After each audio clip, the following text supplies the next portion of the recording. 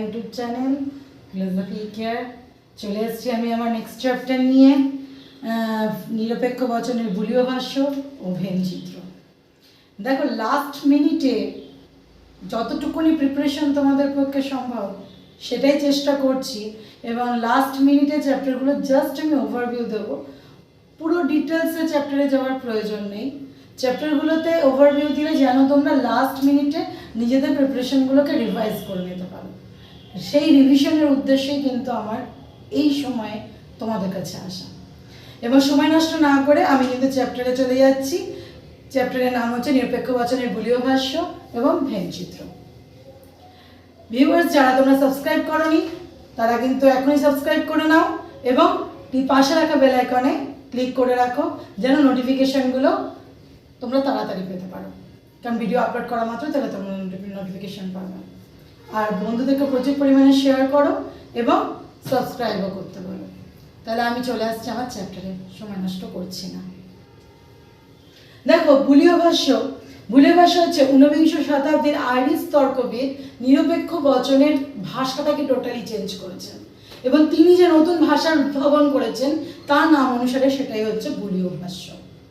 এবং নিরপেক্ষ বচন আমরা জানি মোট চারটে, এ, ই, আই এবং ও, যেটা অ্যারিস্টটল গুণ এবং পরিমাণের যুগ্ম ভিত্তিতে এই চারটে বচনের শ্রেণীবিন্যাস করেছিলেন, যেটা আমরা পূর্বে পড়ে এসেছি। কিন্তু ঊনবিংশ শতাব্দীতে বা নব্য যুক্তিবিজ্ঞানী জর্জ বুল তিনি কি করলেন, দুটো ভাগে এটাকে ভাগ করলেন। সামান্য বচনকে তিনি বলছেন যে তাদের অস্তিত্বমূলক তাৎপর্য নেই, আর বিশেষ বচন যাদের অস্তিত্বমূলক তাৎপর্য আছে। এবং তিনি শ্রেণীবিন্যাস শ্রেণীকে দুটো শ্রেণীতে ভাগ করেছেন, শূন্য শ্রেণী এবং অশূন্য শ্রেণী। এবং শূন্য শ্রেণী অশূন্য শ্রেণী ভিত্তিতেই কিন্তু সাত্ত্বিক ব্যঞ্জনাটা উনি নিয়ে এসেছেন, যেটা হচ্ছে অস্তিত্বমূলক তাৎপর্য। তিনি বলছেন যে সামান্য বচনের কোনো অস্তিত্বমূলক তাৎপর্য নেই বা সাত্ত্বিক ব্যঞ্জনা নেই, কিন্তু বিশেষ বচন আই এবং ও বচনের অস্তিত্বমূলক তাৎপর্য আছে, এবং যাদেরকে বলা হচ্ছে সাত্ত্বিক ব্যঞ্জনা আছে। এবার ভিউয়ার্স, তোমরা বলবে অস্তিত্বমূলক তাৎপর্যটা কি? অস্তিত্বমূলক তাৎপর্য হচ্ছে বুলীয় ভাষ্য অনুসারে যে সমস্ত শ্রেণী নির্দেশ করা হচ্ছে উদ্দেশ্য পদের মাধ্যমে, তারা যদি বাস্তব অস্তিত্ব হোল্ডার হচ্ছে বা বাস্তব অস্তিত্ব তাদের থাকছে, তাহলে তাদের বলা হচ্ছে যে অস্তিত্বমূলক তাৎপর্য আছে। যেমন ধরো, কিছু কিছু পাখি হয় সবুজ, তাহলে সব পাখিকে এখানে সবুজ রং বলা হচ্ছে না। কিছু পাখির অস্তিত্ব আছে যাদের রংটা হচ্ছে সবুজ। কিন্তু দেখো, পরী আছে বা ভূত নেই, এগুলোর কোনো অস্তিত্বমূলক তাৎপর্য নেই, কারণ বাস্তবে এদের কোনো সদস্যই জীবিত নয়। তাই অস্তিত্বমূলক তাৎপর্য বোঝাতে যে সমস্ত শ্রেণীর কোনো সদস্য বাস্তবে একজন না একজন সদস্য বাস্তব অস্তিত্ব আছে, সেটা বোঝাতেই বলা অস্তিত্বমূলক তাৎপর্য আছে। তাহলে বুলীয় ভাষ্যকে চিত্রের মাধ্যমে যিনি চিত্রিত করেছেন ঊনবিংশ শতাব্দীর তর্কবিদ জর্জ ভেন, যার নাম অনুসারে চিত্রগুলোকে বলা হয় ভেন চিত্র। এবং জর্জ বুল বিরোধিতাগুলোর মধ্যে মাত্র বিরোধিতাকে স্বীকার করেছেন, বাদ বাকি বিপরীত বিরোধিতা, অসম বিরোধিতা বা অধীন বিপরীত বিরোধিতাকে তিনি কিন্তু স্বীকার করেননি। এবং তিনি চারটে বচনকে চারটে সমীকরণের আকারে প্রকাশ করেছেন, যেটাকে বুলীয় সমীকরণ বলা হয়। যেমন এ বচনের সমীকরণ হচ্ছে SP বার ইকুয়াল টু 0। দেখো, এখানে ইকুয়াল টু 0 তার মানে হচ্ছে এটি শূন্য শ্রেণী। এস মানে উদ্দেশ্য, পি মানে বিধেয়। যেহেতু এ বচনকে বলা হচ্ছে অস্তিত্বমূলক তাৎপর্য নেই, সে কারণের জন্য এ এবং ই বচনের সমীকরণে আমরা ইকুয়াল টু 0 এটা পাচ্ছি। এবং যখন চিত্রের আকারে আমরা এটাকে প্রকাশ করব, তখন 0 যেখানটায় রয়েছে সেই অংশটা কিন্তু আমরা ছায়াঙ্কিত করব। SP বার ইকুয়াল টু 0 তার মানে পি বাদ দিয়ে এস অংশটাকে ছায়াঙ্কিত করতে হবে। সাপোজ ধরো, এটা হচ্ছে এস শ্রেণী আর এটা হচ্ছে পি শ্রেণী। তাহলে ইকুয়াল টু 0 মানে আমরা কি বললাম শূন্য শ্রেণী, আর শূন্য শ্রেণী মানে সেই অংশটা ছায়াঙ্কিত করতে হবে। তাহলে পি বাদ দিয়ে এস অংশ, তাহলে এটা হচ্ছে পি এর গোল, এটা হচ্ছে এস এর গোল। যখন আমি পি বাদ দিয়ে এস অংশটা ছায়াঙ্কিত করব তখন দেখো পি এর গোলের মধ্যে কিন্তু একটা লাইনও আসবে না, শুধুমাত্র এস অংশটা ছায়াঙ্কিত হবে। এস এর যে অংশ পি এর মধ্যে ঢুকে আছে সেটাকে কিন্তু ছায়াঙ্কিত করব না, মানে পি বাদের মানে টোটাল পিটা কিন্তু বাদ, এবং ছায়াঙ্কিতটা হবে শুধুমাত্র এসটা। এটা হচ্ছে এ বচনের ভেন চিত্র। তাহলে এ বচনের বুলীয় ভাষ্য কি? S P bar equal to 0, এবং তার ভেন চিত্রটা হচ্ছে পি বাদ দিয়ে এস অংশটা ছায়াঙ্কিত করে। নেক্সট বচন হচ্ছে ই বচন, এস পি ইকুয়াল টু 0, তার মানে উদ্দেশ্য বিধেয় উভয় অংশটাকে মধ্যে ছায়াটা হবে, যে অংশটার মধ্যে এসও ঢুকে আছে যে অংশটার মধ্যে পিও ঢুকে আছে। তাহলে ভিউয়ার্স দেখো একমাত্র মিডল পার্টটাতে এসও আছে পিও আছে, তাই ছায়াঙ্কিত হবে শুধুমাত্র মিডল পার্টটাতে। তাহলে একটা জিনিস মাথায় রাখো, এ বচন আর ই বচনের সমীকরণের মধ্যেই কিন্তু আমরা ইকুয়াল টু 0 পাবো। তার কারণ বারবার বলছি জর্জ বুল কিন্তু এ এবং ই বচনের অস্তিত্বমূলক তাৎপর্য স্বীকার করেননি বলে তার সমীকরণ বা তার বুলীয় ভাষ্য অনুযায়ী আমরা পাচ্ছি S P bar equal to 0, এটা হচ্ছে এ বচনের সমীকরণ। তার মানে বিধেয় পার্টটার মাথায় কিন্তু একটা বার আসছে। এবার ভিউয়ার্স তোমাদের মাথায় আসবে আপনি বার যে বলছেন বার মানেটা কি? দেখো আমরা শ্রেণীতে পরিপূরক শ্রেণী এই ওয়ার্ডটা কিন্তু এর আগেও পেয়েছি।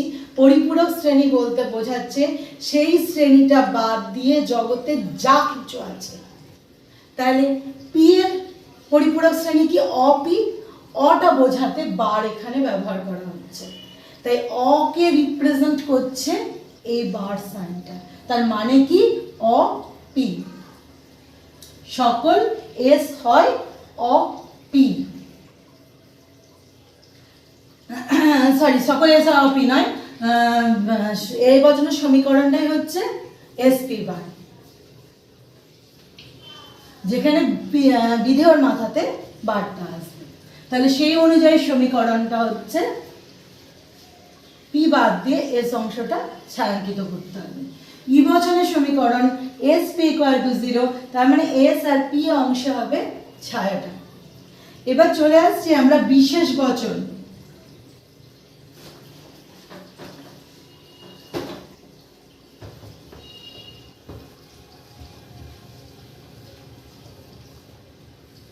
বিশেষ বচন হচ্ছে আই বচন, যার সমীকরণ S P not equal to 0,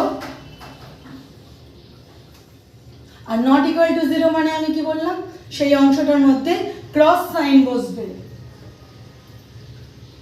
S P not equal to 0, তাহলে ক্রস সাইনটা বসছে ঠিক মিডল পার্টে, যেখানে এসও আছে পিও আছে। ও বচনের সমীকরণ হচ্ছে S P bar not equal to 0,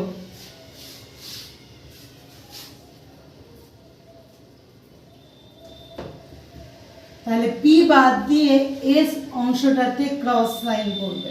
তাহলে ভিউয়ার্স তোমাদের যে চারটে সমীকরণ আমি দেখালাম, এ বচন, ই বচন এবং আই বচন, এবং সেই অনুযায়ী চারটে ভেনচিত্র দেখালাম, এইটার ওপরেই কিন্তু টোটাল এই চ্যাপ্টারটা দাঁড়িয়ে আছে, এবং এই চারটে সমীকরণ এবং সেই সমীকরণ অনুযায়ী চারটে চিত্র, এটার ওপরেই কিন্তু তোমাদের পুরো প্রশ্ন পড়বে।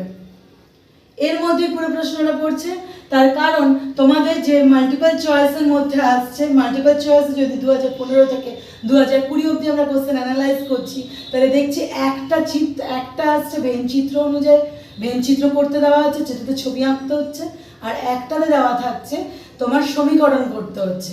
হয়তো বচনটা দেওয়া আছে, সমীকরণ নির্ণয় করতে বলা হচ্ছে, আর না হলে সমীকরণটা বলে দিচ্ছে, সেই অনুযায়ী তার ভেনচিত্রটি কী হবে, সেখানে চারখানা অপশন, চারটে ছবি দেওয়া আছে, তোমাদেরকে আইডেন্টিফাই করতে হবে সঠিক ছবি কোনটা। এই চ্যাপ্টার থেকে কিন্তু এই রকম কোশ্চেন ছাড়া আর দ্বিতীয় কিচ্ছু নেই, কারণ তোমাদের সিলেবাসে জাস্ট ভেনচিত্র এই চারটে বচনটাই রয়েছে, এই চারটে বচনে চারটে সমীকরণ এবং তার 4টে ভেনচিত্র।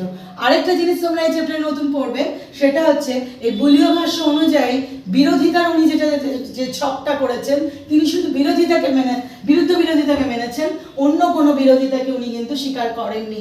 এবং সেখানে তিনি বিরোধিতাটাকে যে চিত্রের মাধ্যমে চিত্রিত করেছেন সেটা হচ্ছে এরকম।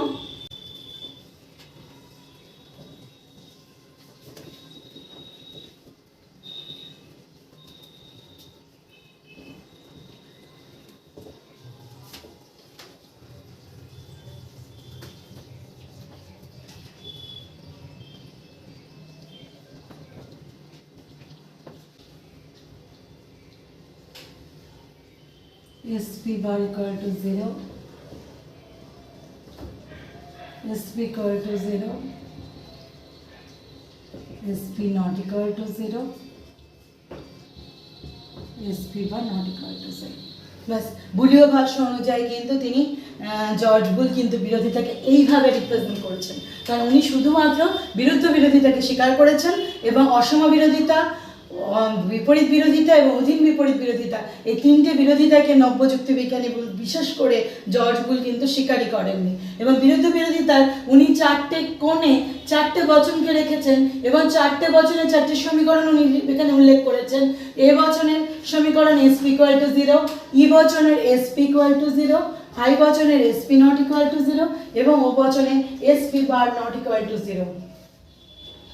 ব্যাস, এই চ্যাপ্টারে কিন্তু তোমাদের সিলেবাসের মধ্যে এর থেকে বেশি কিন্তু কিচ্ছু নেই।